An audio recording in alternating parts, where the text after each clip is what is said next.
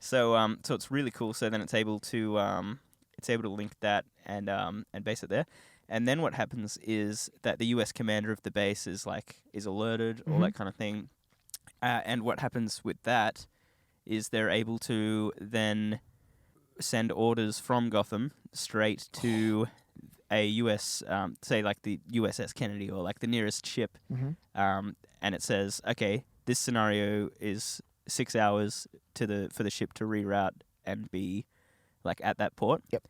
And then it goes, this scenario is high risk, 15 hours, send fleet of F-15s to fly over the ship, and like threaten them basically. Yeah.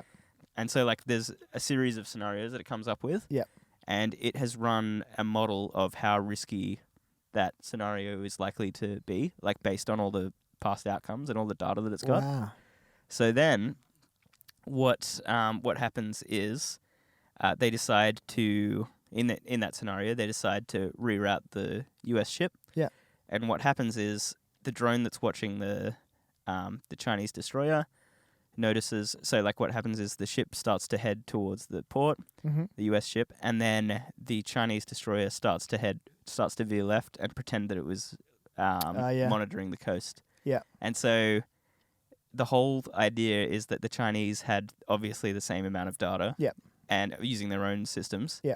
And they could see the US ship start to move towards the port. That's crazy. They start moving away from the port because they're like, okay, we're making an aggressive move here. And they're so far away. But yeah, and they're all just like making moves, and it's all just this big strategic like landmine.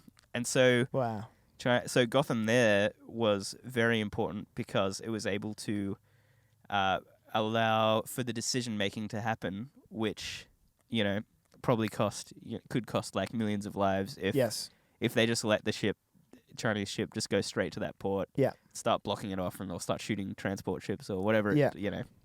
It's all passive action. It's all putting ships in front of ships, even when they're your allies, when they're your technical allies. So yeah. Wow. So that's one product. So